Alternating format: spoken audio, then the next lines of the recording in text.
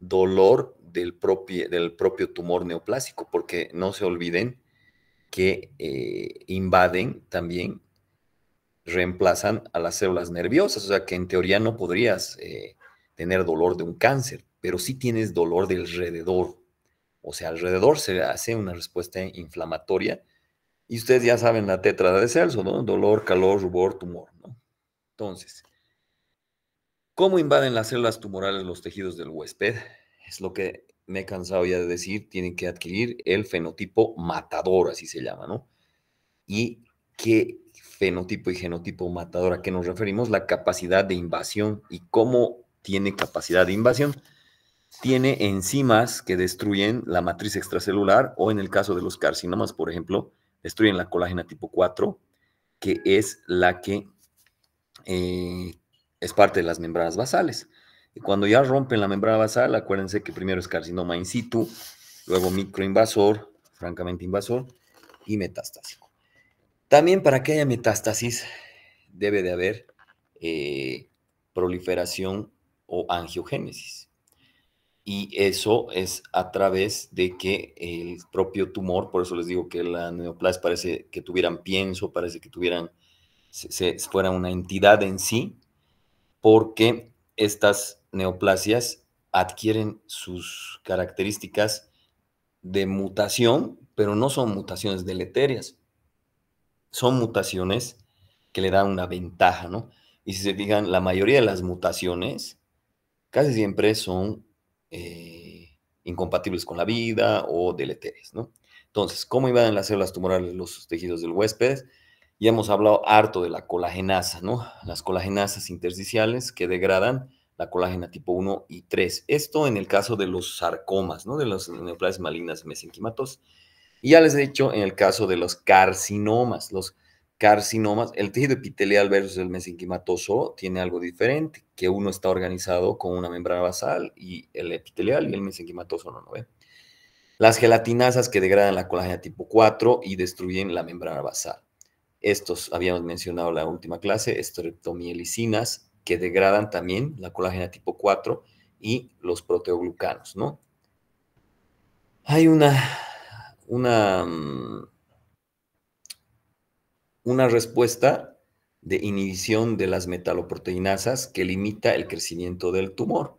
Entonces, esto sí es como que un blanco molecular posible para terapias, quimioterapias futuras, ¿no? ¿Cómo metastatizan las células tumorales? Esto ya lo habíamos visto en la anterior clase. Debe de engañar, debe de sobrepasar al sistema de vigilancia inmunológica, ¿no? Por eso es que no es fumada de que una persona deprimida, eso por MB, tiene depresión, deprimido el sistema inmunitario, y el sistema inmunitario deprimido puede generar neoplasias. Por ejemplo, hemos visto el sarcoma de Kaposi en el VIH.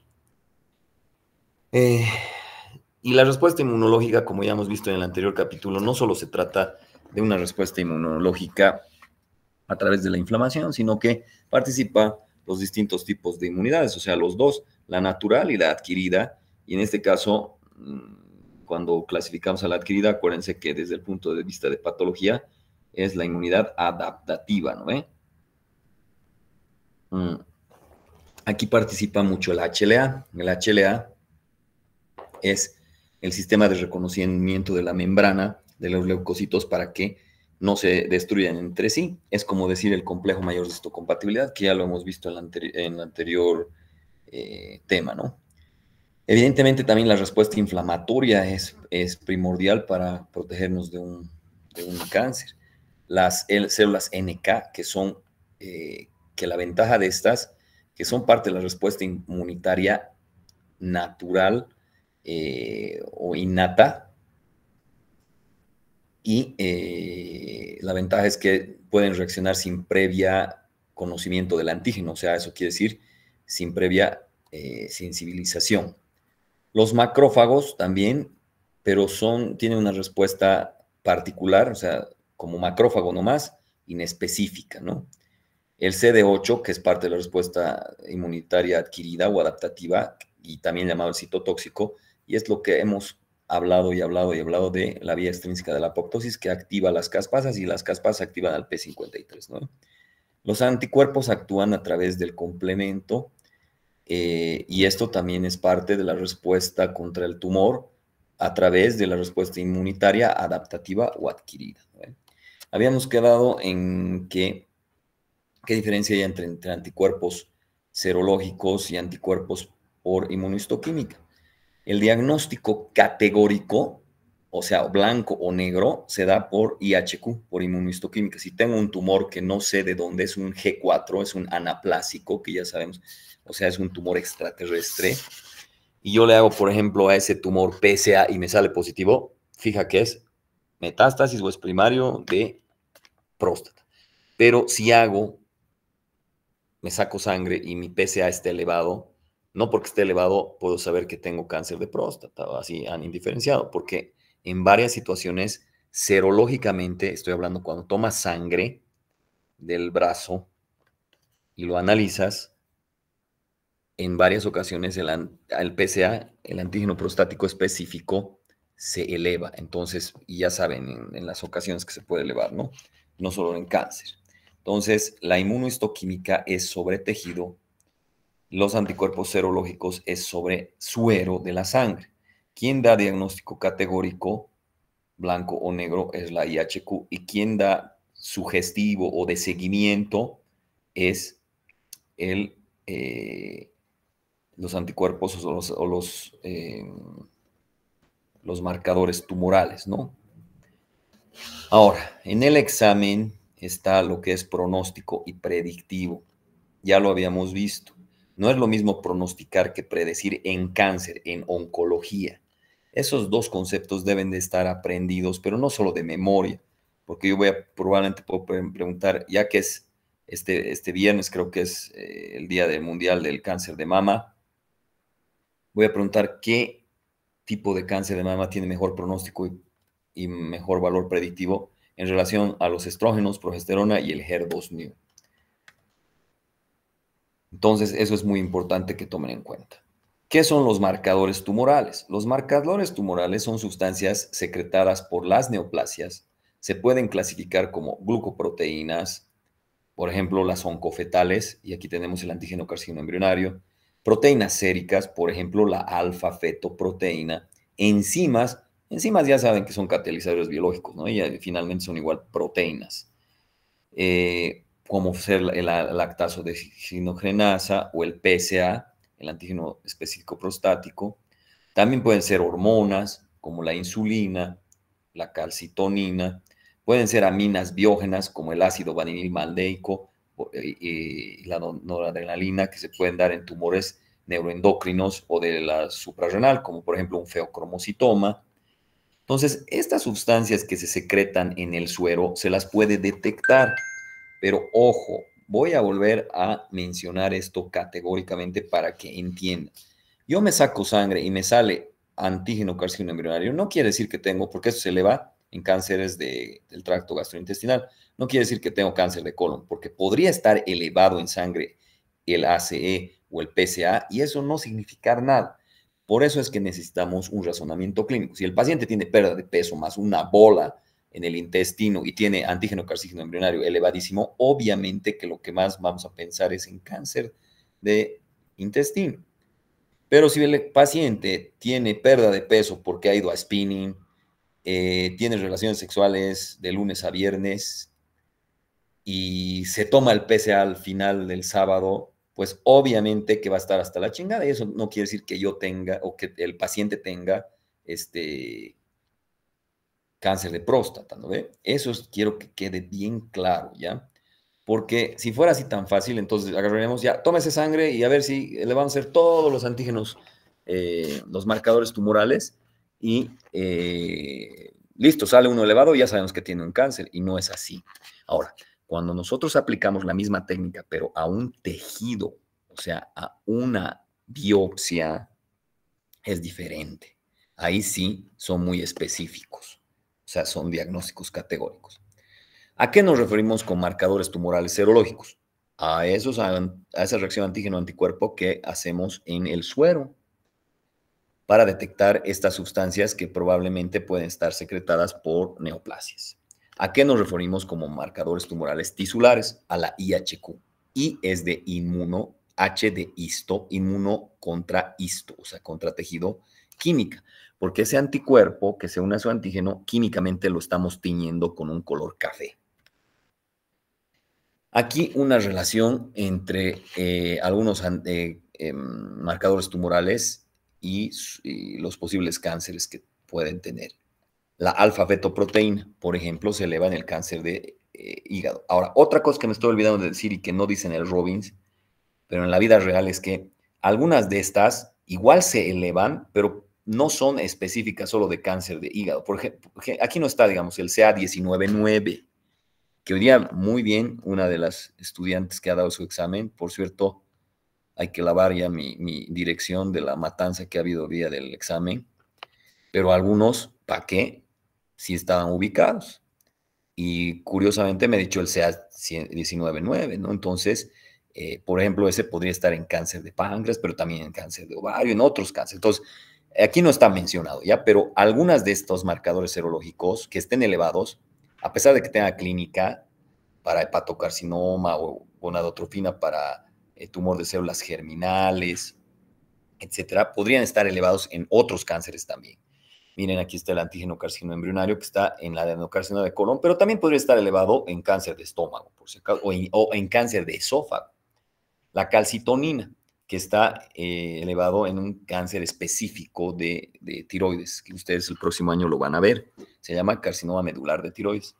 Y el PSA, que siempre hablo 20,000 veces, muchas veces, el antígeno específico prostático, que está elevado en N situaciones. En hiperplasia prostática, en tacto rectal, en 24 a 48 horas antes si tienes relaciones sexuales, en traumas prostáticos, o sea, si subes en una moto o si vas en caballo, y en cáncer de próstata también, ¿no?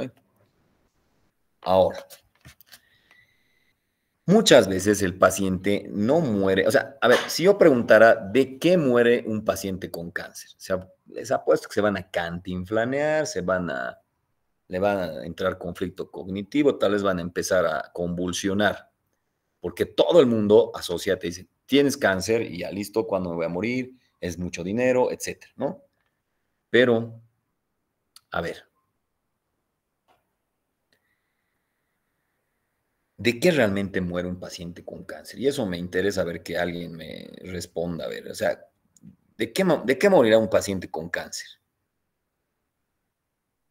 ¿Alguna idea?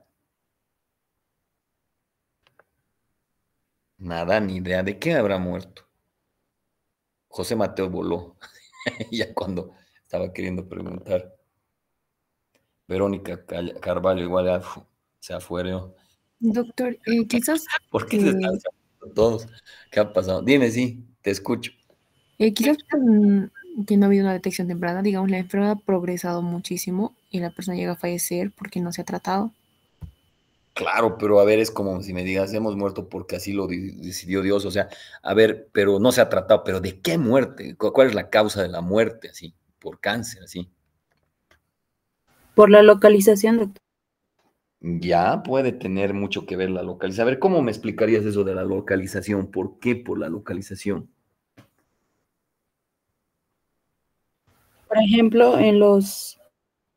¿Me escucha, doctor? Sí, te escucho, te escucho. En los tumores benignos que tenemos en lo que es el cerebro puede producir muerte. Por efecto de masa, ¿no ve? Sí, a ver, estabas levantando la mano, ¿quién? No sé. Eh, Sí, Fátima. tenía, por ejemplo, el ejemplo de lo que es un mixoma auricular en la aurícula. El Ya, mixoma puede llegar a obstruir todo lo que es la válvula mitral, entonces una obstrucción completa puede llevar a una muerte súbita del paciente porque no va a haber sangre, entonces no va a llegar flujo sanguíneo que es al cerebro y además tejidos y el paciente puede morir. ya, entonces uno es efecto de masa, o sea, está comprimiendo, está invadiendo. Pero digamos que no tuviera efecto de masa. A ver, Camila, ¿qué dices? Tal vez puede ser por, ya digamos, ese metástasis y en ciertos órganos causar necrosis, el Sí, tumor. sí, alrededor empieza a crecer. O sea, es falla del órgano que está invadiendo. Porque, digamos, si tienes en hígado, ese hígado neoplásico no tiene las mismas funciones. Entonces, evidentemente en el hígado puedes tener una masa grande y no te va a afectar hasta mucho después, pero todo ese hígado que está metastatizado no funciona como hígado, o sea que va a dar una falla hepática. Y una falla hepática, evidentemente, puede dar una hipoproteinemia, falta de coagulación, el paciente va a venir con ascitis, tipo un cirrótico, ¿no ve?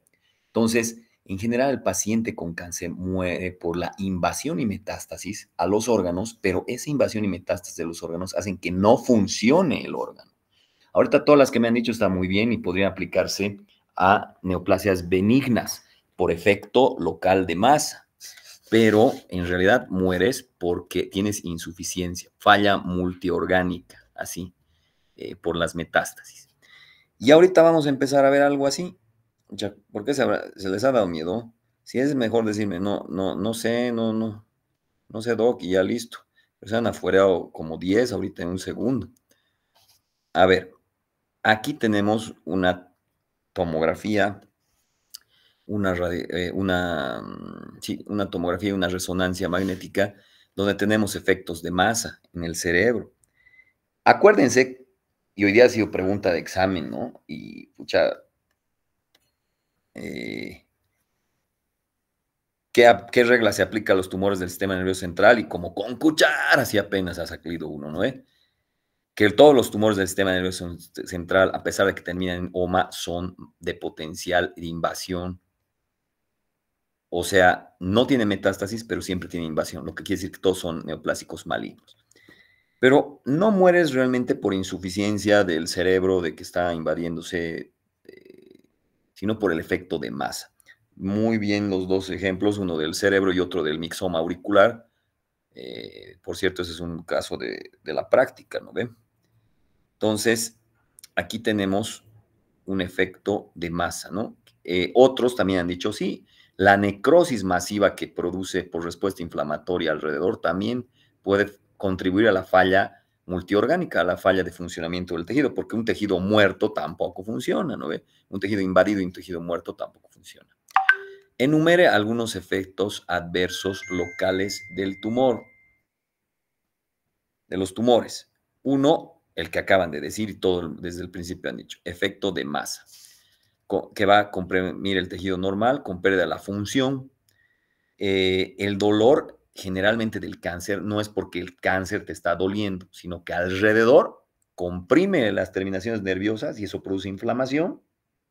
Y la inflamación produce mediadores químicos donde algunos son de dolor, ¿no? Porque es la tetra de Celso.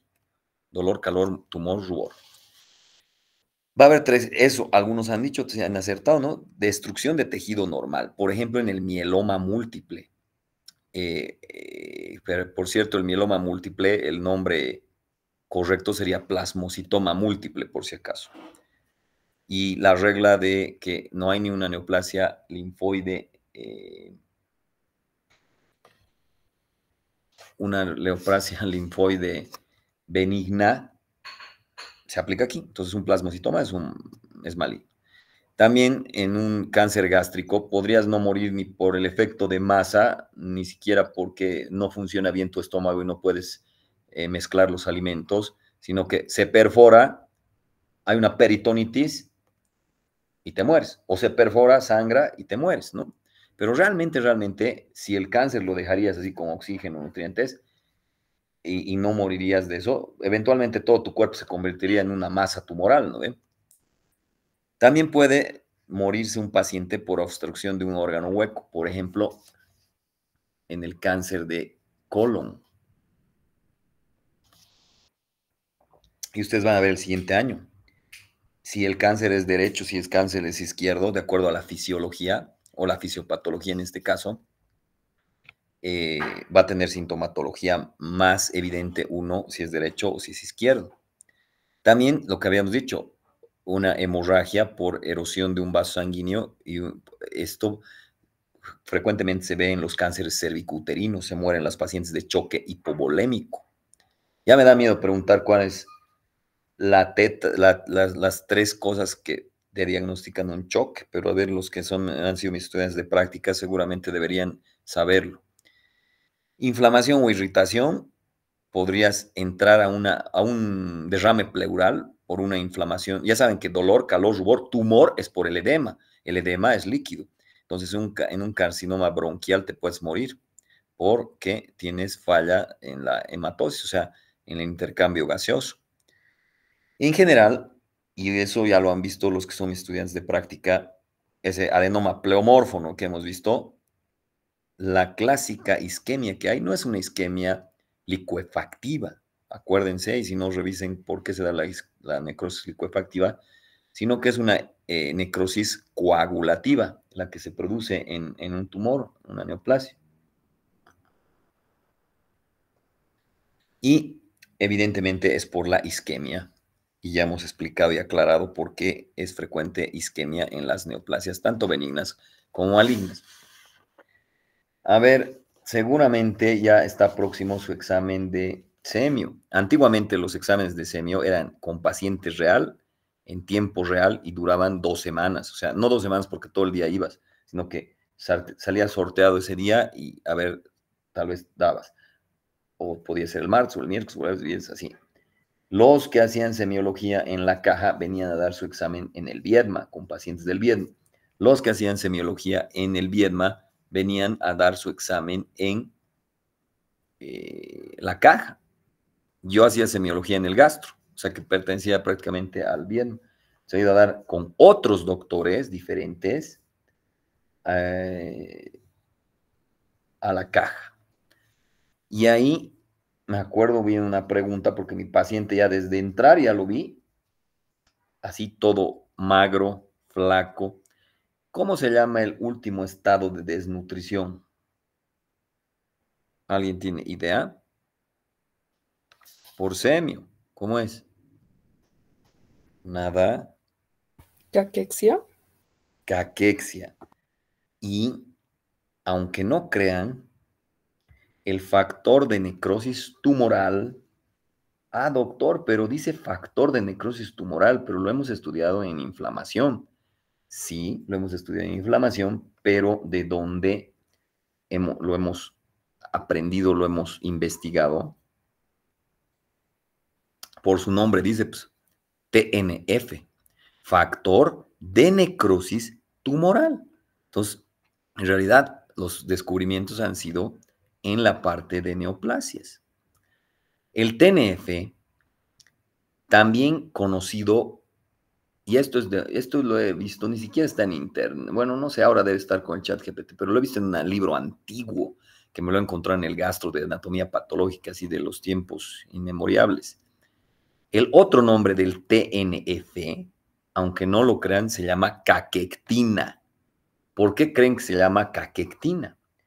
Un síntoma capital, o sea, algo que siempre aprendemos a parar las orejas y poner los 5 sentidos, es si el paciente ha perdido peso de manera inexplicable y rápida.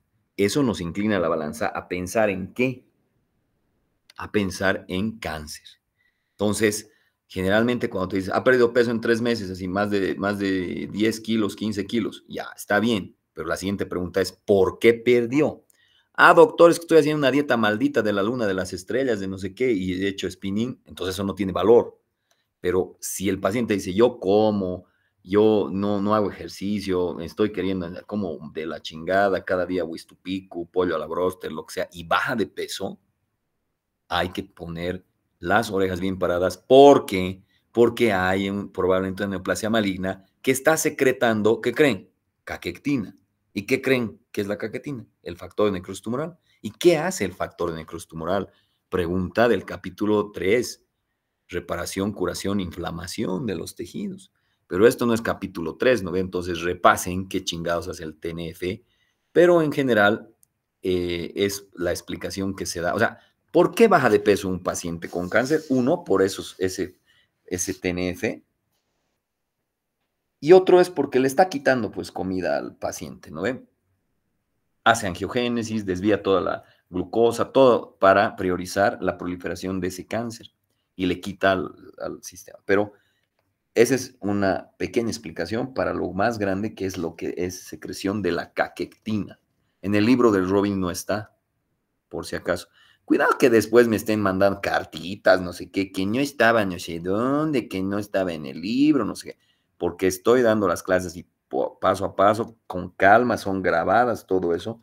Y en realidad no es por jorobarlos, o sea, es porque todas las cosas que estoy hablando en el futuro ustedes las van a usar con un paciente real, cara a cara, ¿ya? Nunca quiero preguntarles cosas como en fármaco, que es para que se tiren, no sé, alguna cosa, sino siempre procuro preguntar cosas que son significativas, es decir, que las vas a usar con tu paciente. Bueno, diagnóstico caquexia, ¿no? Seguimos con las respuestas del huésped ante tumores y las características clínicas. Enumera algunos efectos adversos sistémicos de los tumores. Inespecíficos tendríamos pérdida del apetito, fatiga, debilidad, pérdida de peso, ya saben, la caquectina, factor necrotumoral también llamado, no está en el libro, tal vez no esté ni siquiera en internet ni en artículos recientes, es un término antiguo. Fiebre, sudoración nocturna. A ver, siempre a mis estudiantes de práctica les he dicho, cuando piensen en cáncer, hagan el diagnóstico diferencial de tuberculosis, porque la tuberculosis engaña y hace pensar que tienes cáncer. Y el cáncer puede equivocarse uno y pensar que tienes tuberculosis.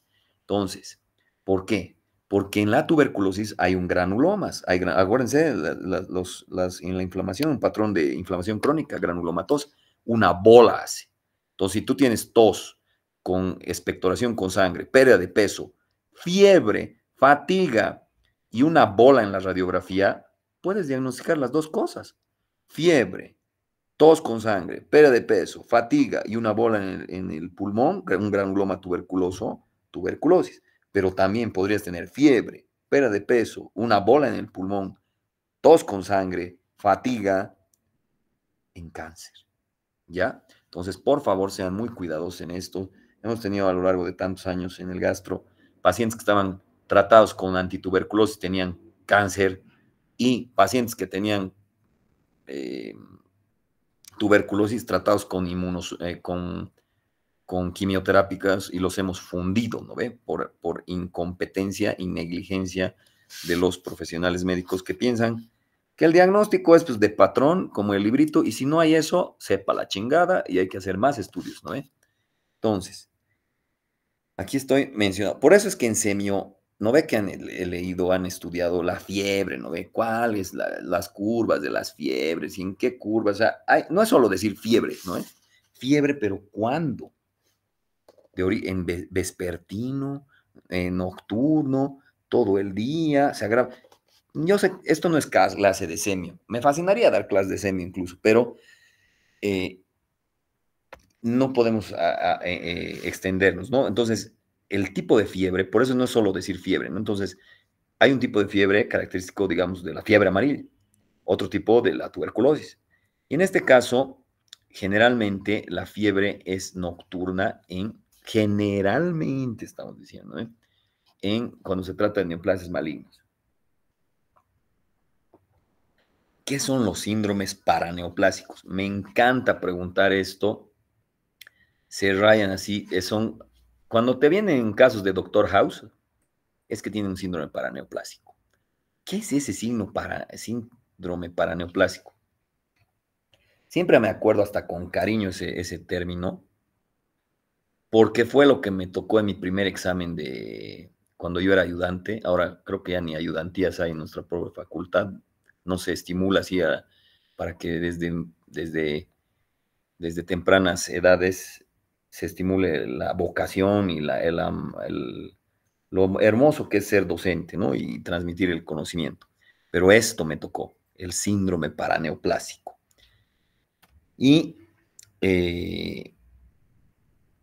incluso hasta la fecha hay muchos docentes que confunden y no tienen bien claro qué es un síndrome paraneoplásico.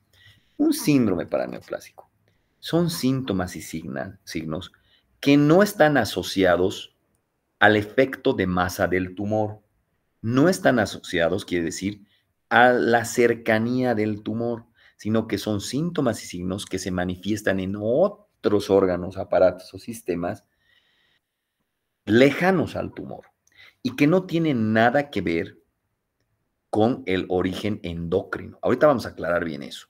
O sea, aquí, bueno, los he puesto mencionado nomás aquí porque ahorita no se explica ampliamente el síndrome paraneoplásico, pero les voy a explicar posteriormente. Por ejemplo, hoy día en el examen práctico, si hubieran respondido bien lo de el tumor neuroendocrino en páncreas, les hubiera dicho después que no existía el tumor neuroendocrino y que tenía leiomiomas y que en realidad era un leiomiosarcoma. Entonces, ¿y por qué había hiperinsulinemia? Por secreción del leiomioma a distancia. Ese es el efecto paraneoplásico. ¿Qué es la caquexia? Pérdida de peso corporal, último estado de desnutrición asociado a debilidad, agotamiento. Los tumores son considerados entonces, como les he dicho, parásitos que roban energía y nutrientes. Los tumores pueden inhibir la nutrición, ejemplo, el cáncer de esófago, porque no puede comer el paciente.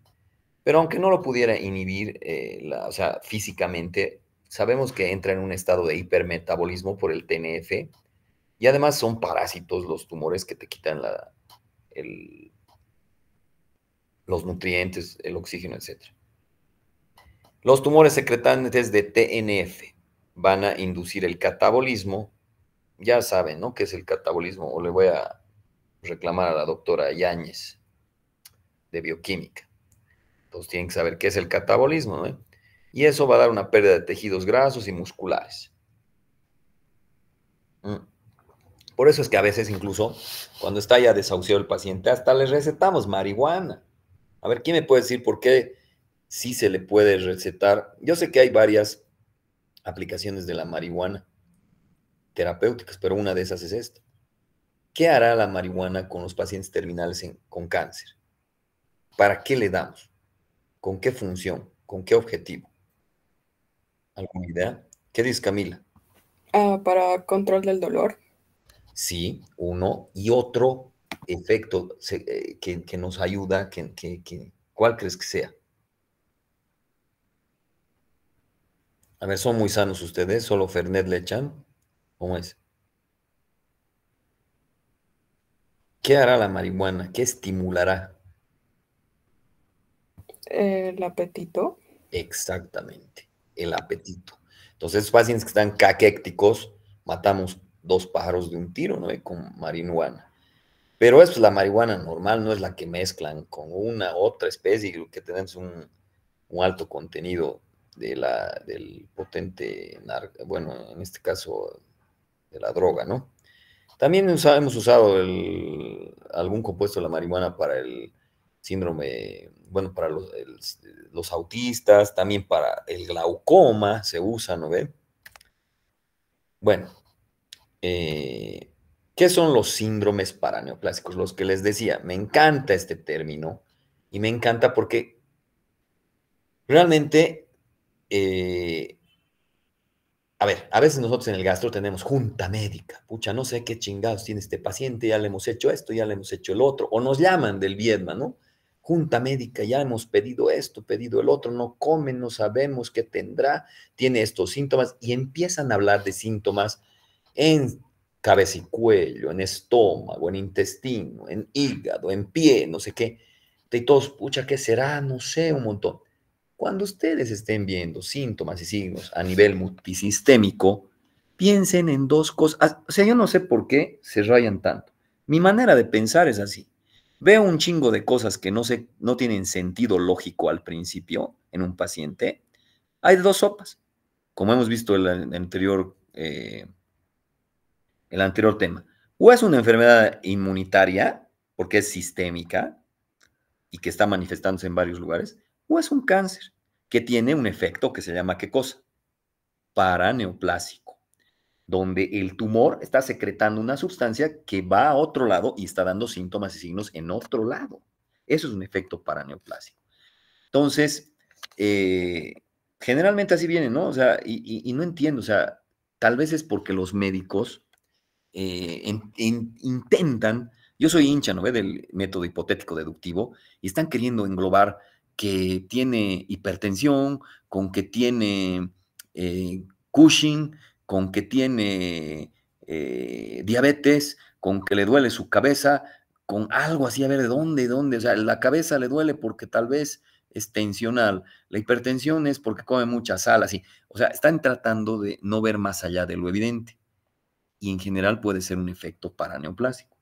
Entonces, como gran salvador así en el gastro, a mis médicos también buenos razonadores clínicos, vienen y simplemente lo que hacemos nosotros, bueno, yo, es pensar, tiene tanta cosa este paciente, será algo inmunológico, pido un examen de laboratorio y me dice un primer pantallazo en los leucocitos, ¿no? Si voy por ese camino ya pido otros como ANA, ANCA, AMA, esos que hemos visto, anticuerpos antinucleares, antimitocondriales, así para saber si es alguna inmunitaria. Y si no es, si veo que no va por ahí la cosa, entonces empiezo a pensar en un síndrome paraneoplásico. Así como de memoria lo hago. Y somos los salvadores de los pacientes. Va rebotando de un lado, del otro, no saben qué, y llegamos al diagnóstico en el gastro. Un síndrome paraneoplásico son síntomas y signos ocasionados por efecto a distancia del tumor. Las características fundamentales son, no se relaciona con efecto mecánico, o sea, no es por compresión, no es efecto de masa del tumor o de la metástasis, ¿ya? Pueden deberse a sustancias secretadas en las células tumorales, pero que no se encuentren en las células normales a partir de las cuales se ha originado. Es decir, que por ejemplo, si tú tienes un tumor que secreta, por ejemplo, un tumor suprarrenal, que la suprarrenal secreta catecolaminas, ¿no? Y eso puede producir hipertensión por vasoconstricción. Pero generalmente siempre secreta la suprarrenal catecolaminas. Entonces no vale, porque si tienes un tumor de células que anteriormente secretaban sustancias neuroendocrinas, o sea, hormonas o lo que sea, no vale, no es un efecto paraneoplásico. Pero si ese tumor no tenía nada que ver con la parte neuroendocrina y ahora sí secreta algo a distancia, ahí sí es parte del efecto paraneoplásico. Pueden deberse también a respuestas inmunitarias, la patogenia es compleja y no se comprende muy bien aún, supuestamente. Los síndromes paraneoplásicos se clasifican en endócrinos, neuroendocrinos, hematológicos, dermatológicos, renales, dependiendo a qué afecta. Endócrinos, por ejemplo, síndrome de Cushing. A ver, un síndrome de Cushing. A ver, díganme una causa de síndrome de Cushing que ustedes conozcan. Y ustedes ya en semio ya han debido ver. A ver, las causas de síndrome de Cushing que conozcan. Cualquier causa de síndrome de Cushing. Pero para eso hay que saber cuál es el síndrome de Cushing, ¿no ve? Por un uso excesivo de corticosteroides. Ya, porque no hemos dosificado bien. ¿Qué otras causas de síndrome de Cushing podrían...? Y va a ser seguro que les fija, lija, que les preguntan en el semio eso, ¿no ve? Es fija. El cuello, la chingada, todos los sintomatologías del síndrome de Cushing. También de un Addison podría ser, ¿no? ¿Qué otra causa más de Tumores suprarrenales, doctor. ya, como cuál? Zulma, ¿qué tumor conoces? Que macroscópicamente se ve feo, por eso se llama, ¿qué crees? Feocromocitoma, doctor. Exacto. El feocromocitoma no vale como efecto paraneoplásico. O sea, digamos que tengas un carcinoma neuroendocrino. A propósito del examen de hoy, les he preguntado, tumor neuroendocrino, ¿qué significa? Tumor es masa. Ya está bien, pero es dicho tumor en el contexto neoplásico. ¿Qué significa? Cuando dices tumor del estómago gastrointestinal, tumor filodes, tumor de neuroendocrino, quiere decir que es borderline, en el borde de la línea, que no se sabe si es benigno o maligno. Acuérdense, eso es el video de mis reglas y también el artículo. Ya. Entonces, a ver, no califica como síndrome paraneoplásico si la célula de origen ya secretaba eso. Pero otra manera de síndrome de Cushing es, por ejemplo, tener un cáncer de pulmón, un cáncer de células pequeñas. Y generalmente este paciente no te va a venir diciendo, tengo cáncer de pulmón, sino que va a venir con hipertensión, con síndrome de Cushing, y tú vas a estar volando por ahí. Ah, seguro le han dado harto corticoide, o seguro le han... ¿qué otra causa me han dicho de Cushing? Allá, bueno, es un tumor suprarrenal u otra causa. Y sin embargo es un cáncer de pulmón, imagínense. Entonces, generalmente los síndromes paraneopláusicos se manifiestan primero con síntomas y signos a distancia que no tienen, pareciera que no tienen nada que ver con o sea, ni sospecharías que tiene un cáncer de pulmón, por ejemplo. Entonces hay que pensar, piensa mal y acertarás, así decía mi abuelo, ¿no? Entonces, con eso no les quiero dar ideas, ¿no? Pero tenemos el síndrome de Cushing, que puede estar producido por células pequeñas, así se llama, carcinoma de células pequeñas en pulmón. Una hipercalcemia por secreción de un polipéptido de tipo hormonal paratiroideo, ¿en qué? En un cáncer pulmonar también, de células pequeñas. Una hipoglucemia por aumento de hormona de crecimiento de tipo también insulina en los leiomiosarcomas uterinos y en los leiomiomas. Ojo con eso en el examen teórico y práctico. Si me encanta conflictuarlos en casos clínicos con síndromes paraneoplásicos, entonces seguramente me inventaré pues, un caso que la paciente se desmaya por hipoglucemia y les diré que en el examen laboratorial tiene hiperinsulinemia y que solo hay hallazgos que le han hecho ecografía de tomografía, exámenes de imágenes de la cabeza a los pies y solo hay evidencia de masas bien delimitadas intramurales en útero. Hematológicos, síndromes paraneoplásicos hematológicos, una policitemia por cáncer de riñón. Acuérdense pues, fisiológicamente, ¿no? De cómo se da la secreción de qué hormona para producir qué hematopoiesis y qué tiene que ver con el riñón. Una tromboflebitis migratoria, algo que se llama el síndrome de Trousseau, que esto lo han visto, lo tienen que ver mejor en semio, por liberación de un mediador químico que tiene que ver con la inflamación, pero con la parte de coagulación también, la tromboplastina. Esto, por ejemplo, lo vemos muy frecuentemente en el gastro, en los cánceres de páncreas. Anemia por anticuerpos de tipo crioglutinina en pacientes con linfomas. Ahora, los neuromusculares. La miastemia gravis, que ustedes han debido mencionar varias veces en semio, pero en este caso esta miastemia gravis está asociada a una neoplasia del timo, a un timoma. El síndrome de Lambert-Eaton, que es una debilidad muscular por anticuerpos frente a las proteínas de la unión neuromuscular, que está estimulada esta respuesta antígeno-anticuerpo por un cáncer de pulmón de células pequeñas. O sea, el cáncer de pulmón estimula una respuesta inmunitaria contra el cáncer de pulmón, que a la vez se mimetiza con sus blancos moleculares, sus antígenos, que en este caso es la parte neuromuscular, y eso te da, por ejemplo, ese signo de debilidad muscular. Dermatológicos, síndrome paraneoplásicos dermatológicos. La acantosis nigricans, esa hiperpigmentación, que también en semio les preguntan un montón de esto, hiperpigmentación del cuello, las áreas entre los dedos, en pacientes con cáncer de estómago. Ahora, cuidado que digan, se me ha oscurecido mi cuello, tengo cáncer de estómago. No es así pues, de simple, ¿no? Entonces, pero el paciente tiene pérdida de peso, pérdida de apetito, fiebre en la noche, y baja, bueno, ya pérdida de peso ya hemos hablado, y tiene oscurecimiento de los lugares donde hay pliegues, hay que parar las orejas, ¿no? Dermatomiositis asociada a una serie de tumores malignos, en este caso a las neuronas, a las neoplasias endócrinas múltiples, por si acaso, ¿ya? Renales. el síndrome nefrítico secundario a depósitos de inmunocomplejos contra antígenos tumorales en la membrana glomerular. Aquí también, bueno, creo que no es esta tabla como tal, pero en el libro está otra tablita.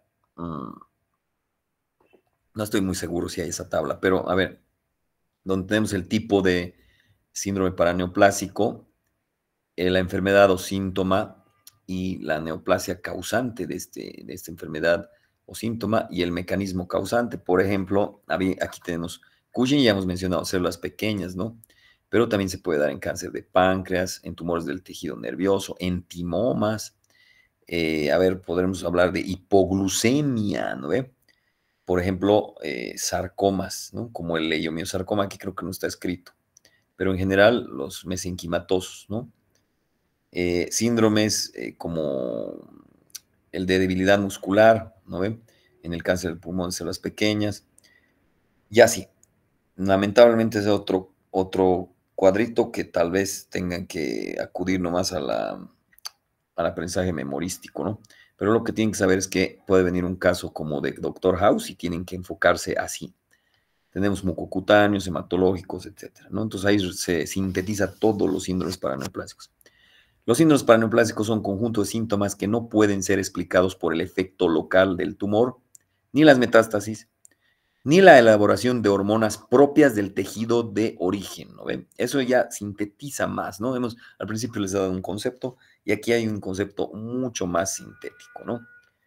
Bueno, seguimos con respuestas del huésped ante los tumores y las características clínicas, el efecto local que ustedes lo han mencionado, crecimiento de neoplasias malignas, van a comprimir, van a atrofiar y van a alterar las funciones del tejido adyacente y eso es lo que produce dolor y necrosis, ¿no? Entonces ya saben por qué se muere un paciente, ya hemos explicado. Efectos a distancia, producción de hormonas en adenocarcinoma de tejidos endocrinos, ejemplo, el tumor hipofisiario, que un tumor hipofisiario también podría dar un síndrome de Cushing, ¿no? Pero eso es más lógico, más entendible, ¿no? No es por un tumor en la suprarrenal, sino en la hipófisis, pero la hipófisis controla la suprarrenal. Pero estos son considerados un efecto directo y no entonces se consideran síndrome paraneoplásicos. Cuando el efecto endocrino es lejos del tumor, pero ese tumor originalmente secretaba, por ejemplo, ACTH, entonces ese no cuenta, ¿no? Estadificación del tumor. ¿Qué es la estadificación del tumor? El TNM. TNM significa tumor, nódulo, metástasis. Tumor. ¿A qué nos referimos con el tumor? Nos referimos al tamaño tumoral. N, a los ganglios o las cadenas ganglionares que pueden tener invasión o metástasis. M, a la propia metástasis como tal, pero no cuenta los ganglios. Entonces, T es que el tamaño del tumor, N es que cuántos ganglios están afectados, M es cuántos órganos tienen metástasis. ¿Para qué hacer esta clasificación de TNM? De acuerdo al TNM, nosotros vamos a predecir y vamos a pronosticar a veces cuánto de vida puede tener ese paciente a 5 años. Generalmente usamos el TNM para calcular a 5 años cuánto de probabilidad de supervivencia tiene. Si tiene un TNM de la chingada y se va a morir así el paciente, no tiene probabilidad de vivir a los 5 años del 0.1%, obviamente que no le vamos a dar quimio, radio, nada. Simplemente vamos a hacer medidas paliativas. Entonces, el TNM es fundamental. Ahora, el TNM para cada cáncer es diferente, ¿ya? O sea, ¿diferente en qué sentido? No les puedo decir el tumor de mama de 1 centímetro, de 2 centímetros y de 5 centímetros. O sea, no puedo decir el T mayor de 1, de 2 a 5 y más de 5 es un T1, T2, T3.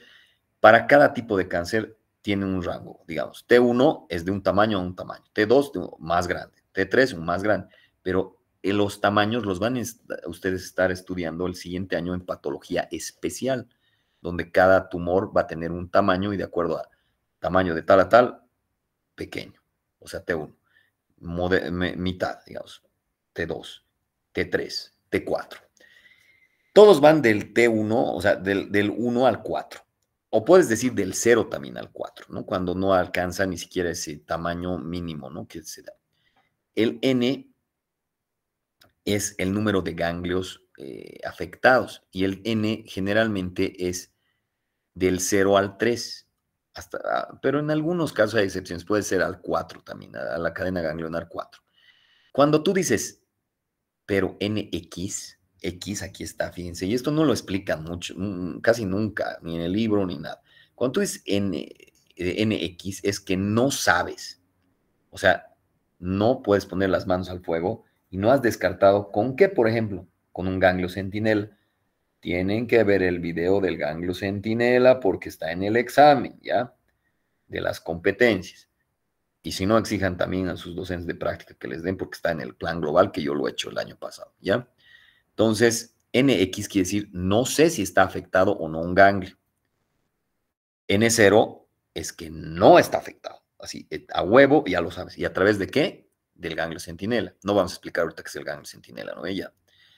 La M es de metástasis. Sí, doctor, pero también estamos hablando de metástasis en el ganglio. Sí, pero se excluyen las metástasis ganglionares porque están incluidos en el N1, N2, N3.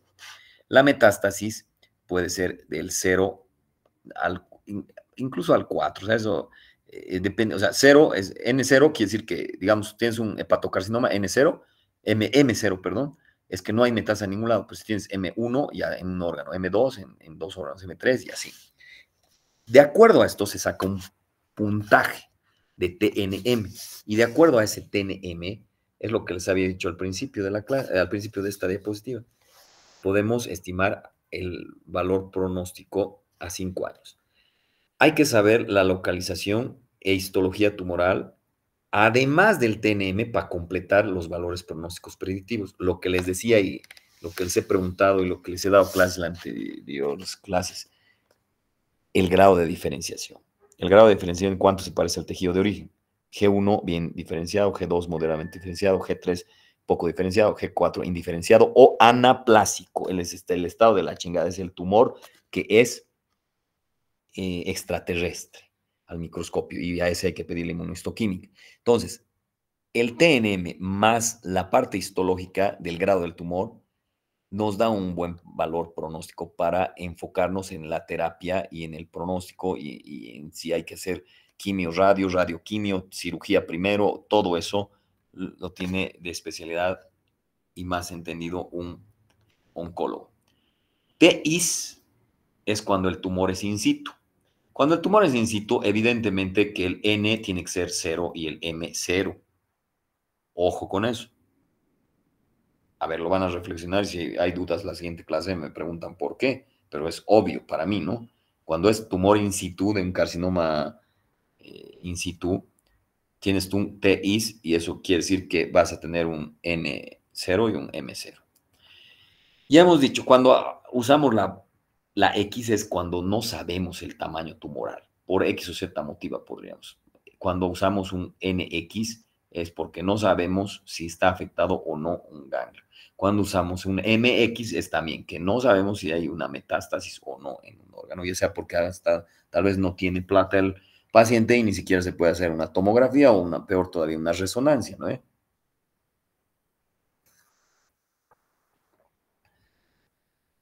Ya, la evaluación clínica y la patología. Hay 4 clasificaciones dentro del TNM. La clínica del TNM, la patológica, o sea que implica el reporte anatomopatológico más ahí, y la de retratamiento. Una vez que le has dado el tratamiento, puedes reclasificar el TNM.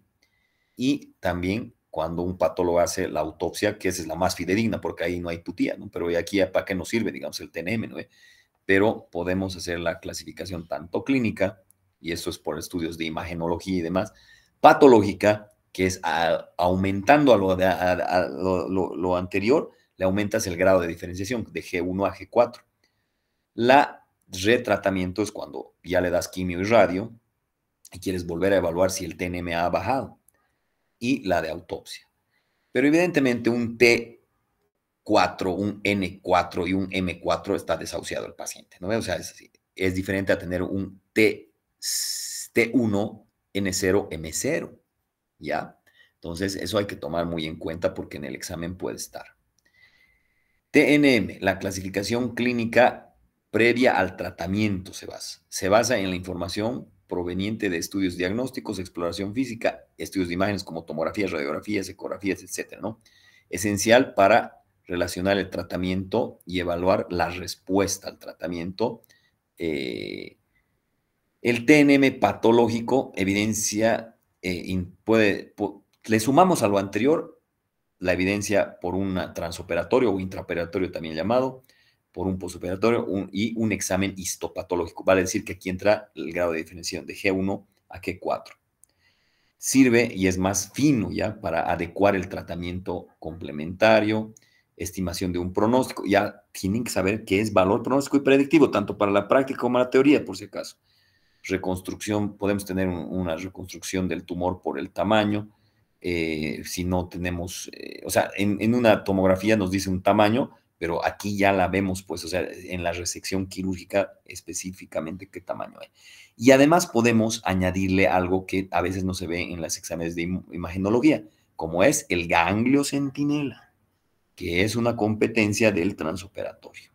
Bueno, hasta ahí vamos a quedar. No sé si hay dudas, preguntas, observaciones. Bueno, si no hay dudas, preguntas, observaciones, nos vemos en la siguiente clase, chicos. Chao, chao. Hasta luego, doctor. Chao, chao, nos vemos. Hasta luego.